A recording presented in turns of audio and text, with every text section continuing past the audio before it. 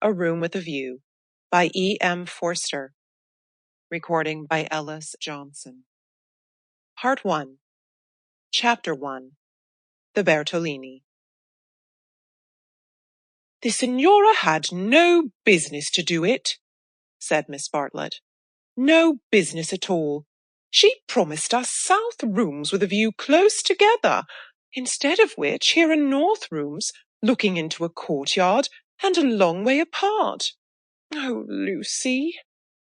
"And a cockney besides," said Lucy, who had been further saddened by the Signora's unexpected accent. "It might be London."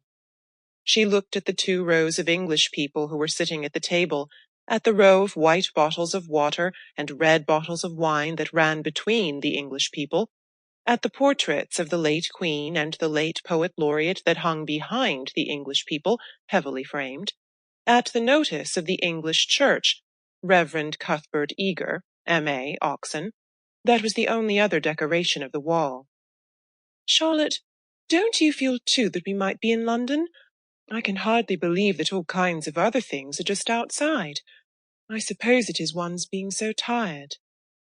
"This meat has surely been used for soup," said Miss Bartlett, laying down her fork.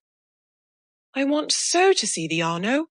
The rooms the Signora promised us in her letter would have overlooked the Arno. The Signora had no business to do it at all. Oh, it is a shame." "Any nook does for me," Miss Bartlett continued.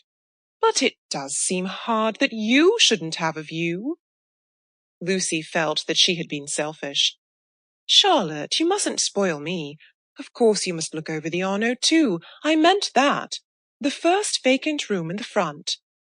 "You must have it," said Miss Bartlett, part of whose travelling expenses were paid by Lucy's mother, a piece of generosity to which she made many a tactful allusion. "No, no, you must have it." "I insist on it. Your mother would never forgive me, Lucy." "She would never forgive me." The ladies' voices grew animated, and, if the sad truth be owned, a little peevish. They were tired, and under the guise of unselfishness, they wrangled. Some of their neighbours interchanged glances, and one of them, one of the ill-bred people whom one does meet abroad, leant forward over the table and actually intruded into their argument. He said, "I have a view. I have a view." Miss Bartlett was startled. Generally, at a pension, people looked them over for a day or 2 before speaking, and often did not find out that they... Sample complete. Ready to continue?